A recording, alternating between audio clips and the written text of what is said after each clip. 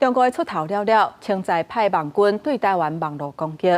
根据咱国安局的报告，去年平均每天去防侵扰240万件，若比前一年、去年加一倍，而且海客大部分拢是中国的网军。因主要的目标是通讯传播，也有咱的交通甲国防系统。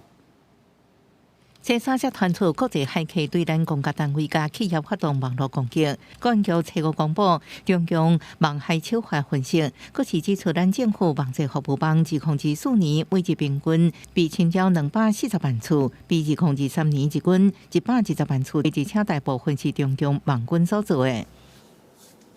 根据国安情报团队掌握，2023年咱政府甲民间网海案有752件，2024年增加到906件，其中超过80%是政府机关。中共网军的主力目标是电信业为主的通信传播领域，一年之间增加650%，也有交通甲国防供应链也拢明显增加。国安局整理8种手段，包含锁定政府公部门，用利的攻击方式闪避侦察，是要测出咱国防供应链甲自复业者基本资讯，还是为咱公路、航务等关键基础设施结合民间海客，塑造测出咱国产技术、构筑甲配合军险对交通甲金融机构发动分散式阻断服务攻击等等。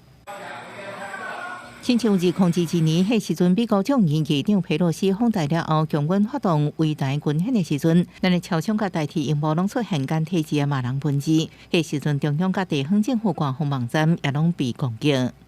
它的手段来说，它会越来越复杂，就是它可能不会直接对你的目标去进行攻击，那可能透过间接的方式去绕。我们要时时刻去对于它的存取行为去做一些的监控，一旦发现异常的时候，要进行阻拦的一些状况，就不要想说今天来讲好像内网的机器就很安全，那这个当然其实是我们可以注意到的一些现象。专学者表示，中共继续加大对待网络攻势，侵扰手法愈来愈侪款，较歹发现，提醒大家应该加强重视治安防护。记者综合报道。